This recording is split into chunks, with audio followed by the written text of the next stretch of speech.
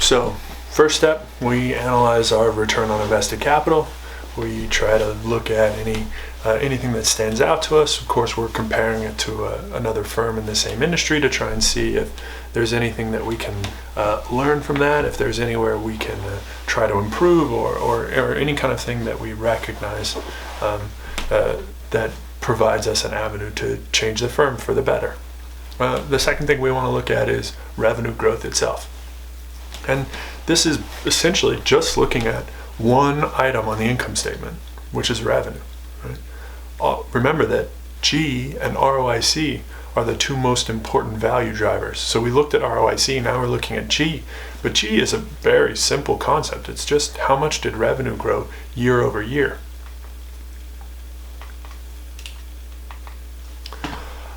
And for the most part, and I'll give you a quick example here in another short video, but for the most part, calculating revenue growth directly from the income statement is enough. Right? When we're analyzing G, we're just looking at how did revenue change from one year to the next over our historical period. So we calculate the growth rate in revenue for each of the years over, say, 10 years, and that's enough. This is G. We just want to see, okay, has the firm been growing at a fast pace, at a slow pace? Has it been fluctuating a lot? What kind of growth should we expect going into the future?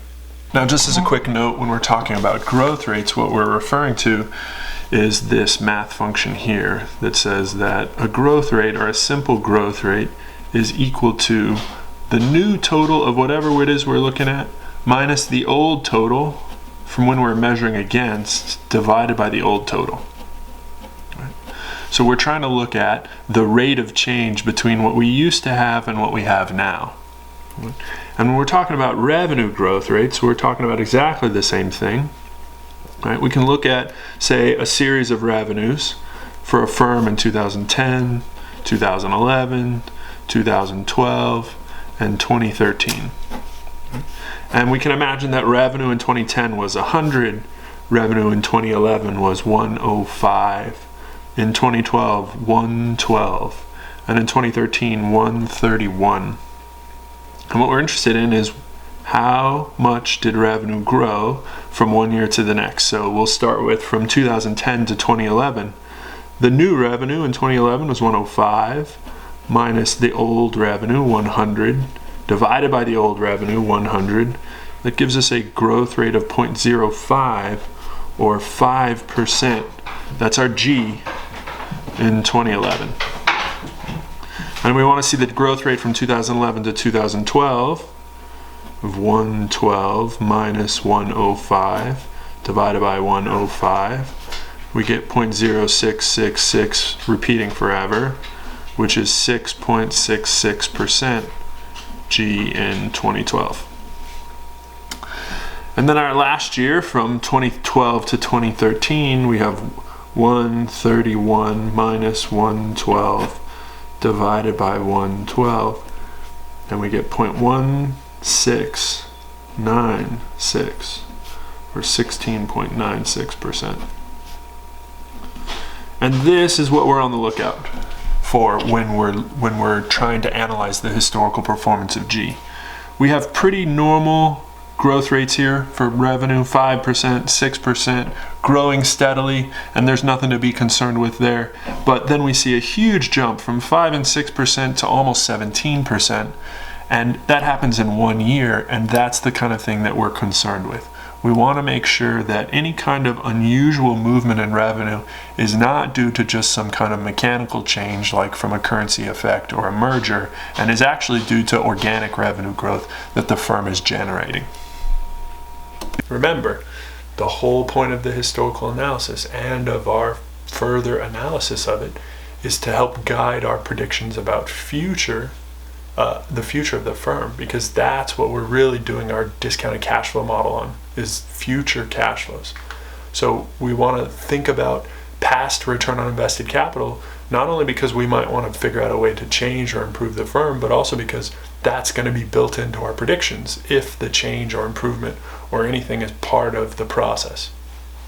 But also because if my past 10 years of ROIC have been 7%, I don't want to predict future ROICs of 12%. Doesn't make any sense unless those are coming in part, or that change is coming because of some change in the cost structure or the margins or something like that. Likewise with Jeep, I'm looking for what's been the historical growth rate of the firm. Has it been 5% a year? Well, then that's a pretty good prediction about the future. Has it been 25% a year? Well, then that's probably not a great prediction about the future, because as we saw when we talked in the chapters about growth historically is not long lasting. So growth tends to revert to the median. So we would expect predictions that would be much lower than 25% growth rate as this company reverts back to its a more plausible long-term growth rate for whatever industry it's in. Now, all that being said, there are a few things we need to watch out for.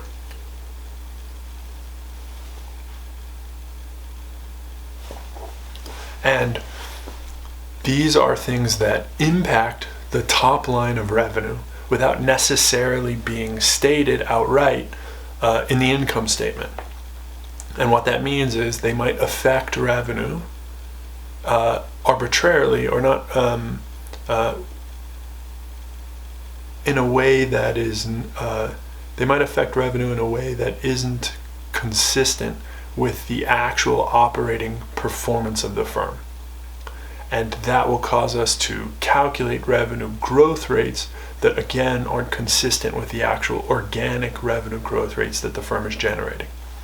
So here are the three prime culprits. They're not the only culprits, but these are three things that can affect revenue in a way that isn't obvious right away and isn't actually revenue growth. It's just mechanical changes. So the first one is currency changes. So in a multinational firm, and again, we're mostly talking about big firms here, but in a multinational firm, that means a firm that does business in different countries, they are going to do business in different currencies. And in 1 year, or rather, they are required by accounting rules here, right, GAAP and the SEC, to report their foreign revenues as in the domestic currency. So if they earned money in euros or earned revenue in yen or lira or whatever other foreign currency they earn, they need to convert that at the current exchange rate back to dollars and report that revenue on their income statement. Now, what happens is that from 1 year to the next, when they do this conversion, the currency conversion rates will be different, and that might affect revenue in a mechanical way, even though it hasn't actually affected it in an organic way. And so we need to remove the effect of currency changes. Likewise, if the firm has a merger or makes an acquisition, we simply add, from 1 year's accounting statements to the next, we are going to simply add the revenue of this acquired firm or the merged firm into the revenue of the income statement of the purchasing firm of our firm, and that is going to just drastically increase the growth rate for that 1 year or for the 2 years, depending on how the transition worked. Even though there wasn't actually a drastic increase in growth rate, all we did was add the revenue of a different company. And this can be a big deal, especially for firms like tech firms like Apple and IBM that make lots of small purchases.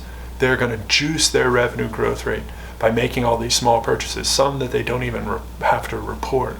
And so analysts really have to be careful when we're looking at companies that make lots of small acquisitions to make sure that we find a way to only look at organic revenue growth. And then finally, there might be some changes in accounting policies. For instance, just recently, there's been several changes from GAAP rules and international accounting standard rules on how to recognize revenue and when to recognize revenue that are causing companies to change past statements and future statements to comply with these new rules. And again, this is just mechanical. They might have been deferring revenue that they now have to recognize right away. And because of that, they're increasing revenue that they had planned to shift to a different way. And again, this is just a mechanical change that we need to correct for so that we can analyze pure revenue growth. So we'll start with by talking about currency effects and this difference between organic growth and what actually gets reported growth, where reported growth is if I just calculate the growth rate between 1 year's revenue and the next. We want to see if we can work our way back to what we would consider purely organic revenue growth. This is just revenue growth that we have generated through the business. So we're going to look at two companies here, Sodexo and Compass. These are both what they call canteen service providers, but basically that means they operate food services for all kinds of things. So they would operate food services at major universities. They would be the ones running the cafeterias and things like that.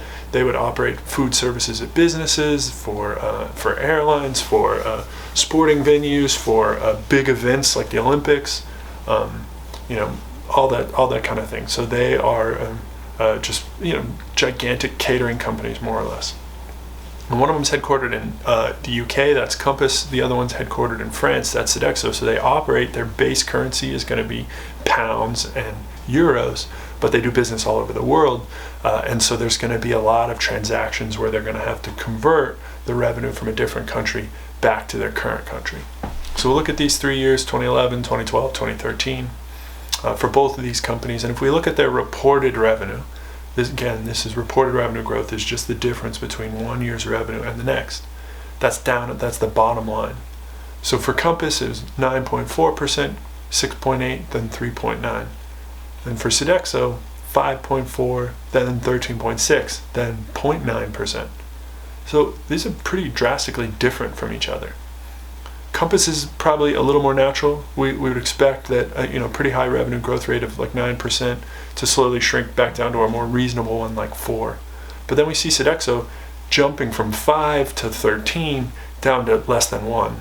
And that right away, when we see something like that in a top line number, we should recognize that something's off. So we want to go through and we want to look at different things. Portfolio changes. Did we make any acquisitions? So portfolio changes right up there. We see that there was some big ones. For Compass in 2011 and 2012, for Sodexo in 2012, big change in portfolio. Currency effects, we see that there were broad currency effects across the whole thing.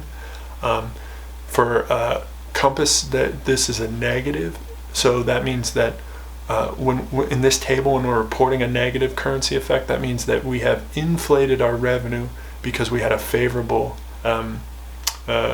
currency exchange rate. And I'll show you an example. We'll work an example with exchange rates here so that you get an idea of what that is. Temporary revenue effects. Sodexo was the main caterer for the Olympics, so they had a big temporary revenue boost in 2012.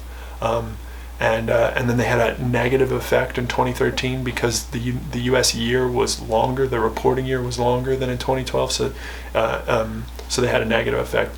The top line then is organic revenue growth, and that's the measure that we're interested in. And when we look at organic revenue growth, we see that actually these two companies are pretty similar, and that the numbers are pretty reasonable in terms of long-term growth rates. So let's look a little more detail at these changes. So first thing we'll look at is currency changes. Again, I'm going to get an example up here so you can follow along. Now, I want to show you an example of how revenue can be distorted by currency exchange rate changes, because it's kind of a confusing thing to think about, especially if you've never really thought about the ways that currency exchange rates can change. So let's look at an example just for one of these firms. We'll use Compass. Compass is headquartered in the UK.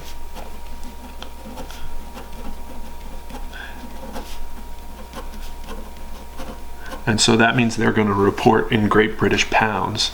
Now, Compass does about 40% of its revenue of its business in the US, and you can see that in the geographical breakdown of revenue from the slides. So let's say that their US earnings or revenue, let's say revenue, their US revenue in 2012 is $100. Right? Let's just keep it easy. So $100 US. And then at the end of the year, they're going to report what are called consolidated financial statements. They're going to do that in the UK. This is their home country. And they report in the UK in Great British pounds. and pounds have used this L symbol instead of the dollar symbol. Okay. And the current exchange rate in 2012 is $2 to every 1 pound, which is approximately the historical average exchange rate from pounds to dollars. So to buy 1 pound, you need to spend $2. So what that means when they report their financial statements is they need to convert $100 to pounds, and the conversion is 2 to 1. So what they report is 50 pounds of US revenue.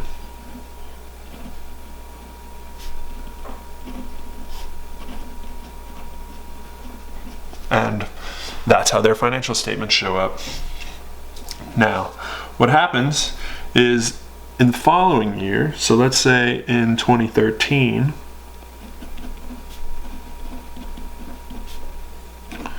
US earnings stay the same. US revenue stays the same.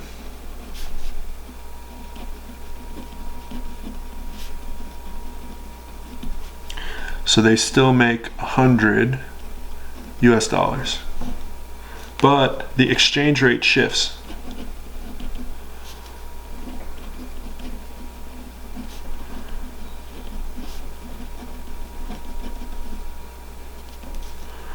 It changes to 1 to 1. $1 buys 1 pound. Now this would be pretty unusual. I personally have never seen an exchange rate to pounds this low, but just to make an extreme example here, if the exchange rate changes from 2 to 1 to 1 to 1, they're going to report in 2013 on their consolidated balance sheet, they're going to report 100 pounds of US revenue.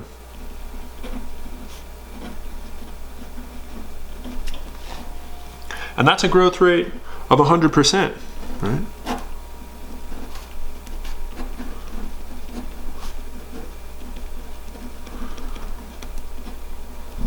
Only they didn't actually have any growth. We know that their US earnings was exactly the same. $100 in 2012, $100 in 2013.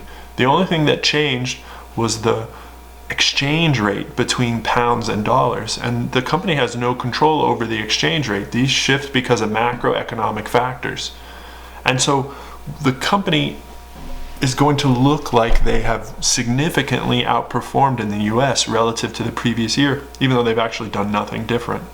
Now, a good company will report a constant currency effect in the financial statements so that we are able to go back into the financial statements and look and see, oh, okay, they had a big exchange rate shift when they reported. If we use the constant currency exchange rate, meaning if I use the 2 to 1 measure from 2012 and apply it in 2013, I'll see that there was no non-organic growth, and all this was a currency effect. And that's what I'm after. With a more simple example, but we're going to look at revenue broken out by geography. So in terms of where they did business for both of these companies. Now you can see that both of them have the majority, over here on the left hand side, they have the majority of their revenue coming from North America. 40% for Compass, 39% for Sodexo. So most of their money probably coming from US based operations. Then in Europe, Sodexo, they're headquartered in France, so they're getting 36% of their revenue from European operations, 12% from the UK, and then the rest of the world they got 13%. So they got a lot of different revenue sources coming in a lot of different currencies. And all of those need to be converted at the end of the year back to their home currency when they report revenue on their income statement. So that 39% of revenue that they earned in the US, they need to convert US dollars back to pounds or back to euros in order to report. The problem is that if we look at, say, a succession of years, here we have 2006, 2007, 2008. Right?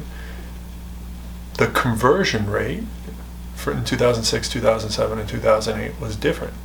And even if they earned the same amount of revenue in dollars in all three of those years, the conversion rate might have been different, and that would cause them to report increased or decreased revenue, dollar revenue, in their home currency. And that can affect top line revenue. And so what we need to do is reverse this effect. We need to look at the effect without the effect of currency changes. And that can be a big one. And again, this example will make it a lot more clear. So we got to affect currency. And this can be a big deal. We can look at IBM's 2003 annual report, and they report here a measure, and this can be really helpful for us. Not all companies are going to do it, but if they have extensive foreign businesses, they can give us what's called the current and constant exchange rates. And that is going to let us look at their reported revenue versus what their reported revenue would have been if the exchange rate was constant year over year. So, for instance, in 2003, IBM reports a year-to-year revenue increase of 9.8%, which is pretty big for a company as established as IBM. But if the currency exchange rates had been constant, they would actually have only grown revenue by 2.8%, meaning they made here a considerable amount of money because currency exchange rates moved in their favor. Dollars got more profitable. And so they made what looked like more revenue based on that, even though really they only grew by 3% because of the exchange rate difference for them. It looked like they grew by almost 10. So a nice company will report this for us so that we don't have to do as much work. They recognize that there's a pretty big difference here, and that we as analysts would want to be able to remove this effect. Not all companies will do this. We're going to have to work hard sometimes to figure this kind of thing out.